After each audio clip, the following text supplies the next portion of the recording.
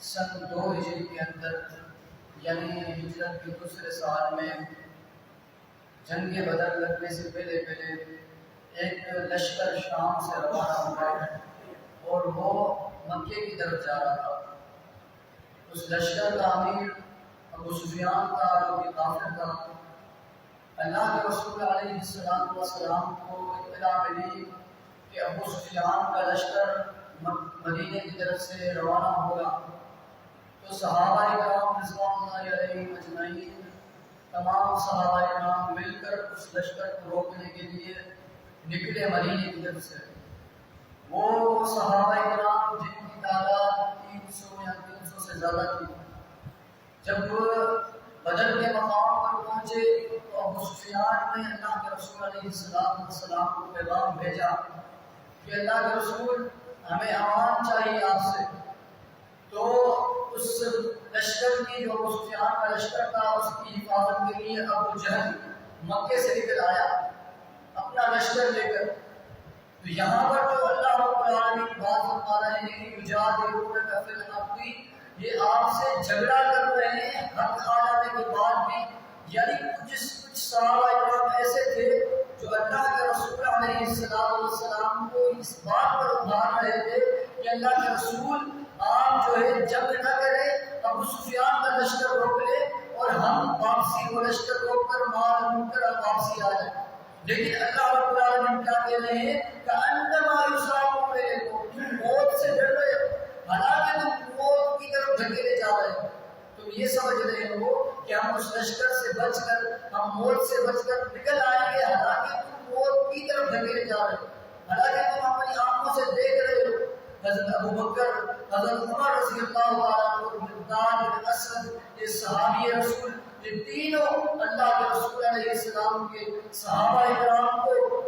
سمجھانے لگے، ان کو تیار کرنے لگے جنگ کے لیے۔ مقداد بن اسود کے وہ تاریخی الفاظ یاد رکھیں جب انہوں نے اللہ کے رسول علیہ السلام سے کہا کہ تم یہ نہ سمجھنا، کہ آپ یہ نہ سمجھیں کہ ہم موسیٰ علیہ السلام کی طرف جس طرح ان کے لوگ جنگ کے موقع پر بھاگ گئے تھے، ہم وہ لوگ نہیں ہیں کہ آپ کو اکیلا اور تنہا چھوڑ کر بھاگ جائیں۔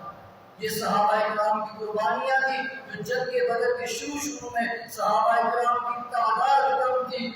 عسکری تعداد کم تھی، جنگ کی لحاظ سے بہت کمزور تھے، لیکن ان کو حضرت ابو بکر صدیق رضی اللہ عنہ نے، حضرت عمر رضی اللہ عنہ نے، مقداد بن اسود جیسے صحابہ کرام نے ہمت دی، تو اللہ رب العالمین نے توفیق دی اور یہ جنگ بدر کا معاملہ لڑ کر اور ایک اسلام کا جھنڈا بلند کیا۔ اللہ رب العالمین سے دعا ہے کہ اللہ رب العالمین سے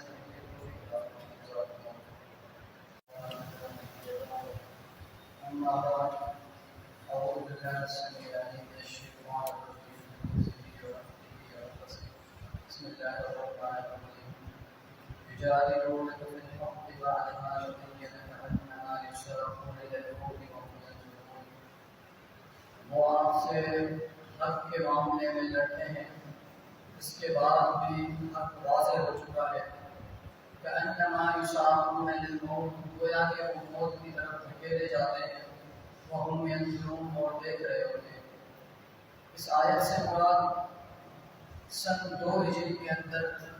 یعنی ہجرت کے دوسرے سال میں جنگ بدر لگنے سے پہلے ایک لشکر شام سے روانہ ہوا ہے اور وہ مکے کی طرف جا رہا تھا۔ اس لشکر کا امیر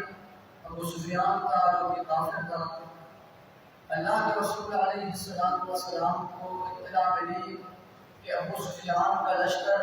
مدینے کی طرف سے روانہ ہوگا،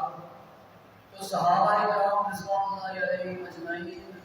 تمام صحابہ کرام مل کر اس لشکر کو روکنے کے لیے نکلے مدینے کی طرف سے۔ وہ صحابہ کرام جن کی تعداد 300 یا 300 سے زیادہ تھی، جب بدر کے مقام پر پہنچے تو ابو سفیان نے اللہ کے رسول علیہ السلام کو پیغام بھیجا کہ اللہ کے رسول ہمیں امان چاہیے آپ سے۔ تو اس لشکر کی جو ابو سفیان کا لشکر تھا اس کی حفاظت کے لیے ابو جہل مکے سے نکل آیا اپنا لشکر لے کر۔ تو یہاں پر جو اللہ رب العالمین بات فرما رہے ہیں کہ یجادلونک فی الحق، یہ آپ سے جھگڑا کر رہے ہیں حق آ جانے کے بعد بھی. یعنی کچھ صحابہ اکرام ایسے تھے جو اللہ کے رسول علیہ السلام کو اس بات پر ابھار رہے تھے کہ اللہ کے رسول آپ جو ہے جنگ نہ کرے، ابو سفیان کا لشکر روک لے اور ہم واپسی وہ لشکر روک کر مال لوٹ کر واپسی آ جائیں. لیکن اللہ رب العالمین کیا کہہ رہے ہیں کہ انما یصابون الیکم، موت سے ڈر رہے ہو، حالانکہ تم موت کی طرف دھکیلے جا رہے ہو. تم یہ سمجھ رہے ہو کہ ہم اس لشکر سے بچ کر، ہم موت سے بچ کر نکل آئیں گے، حالانکہ تم موت کی طرف دھکیلے جا رہے ہو، حالانکہ تم اپنی آنکھوں سے دیکھ رہے ہو. حضرت ابو بکر، حضرت عمر رضی اللہ عنہ اور مقداد بن اسود، یہ صحابی رسول، یہ تینوں اللہ کے رسول علیہ السلام کے صحابہ اکرام کو سمجھانے لگے، ان کو تیار کرنے لگے جنگ کے لیے. مقداد بن اسود کے وہ تاریخی الفاظ یاد رکھیں جب انہوں نے اللہ کے رسول علیہ السلام سے کہا کہ تم یہ نہ سمجھنا، کہ آپ یہ نہ سمجھیں کہ ہم موسیٰ علیہ السلام کی طرف جس طرح ان کے لوگ جنگ کے موقع پر بھاگ گئے تھے، ہم وہ لوگ نہیں ہیں کہ آپ کو اکیلا اور تنہا چھوڑ کر بھاگ جائیں.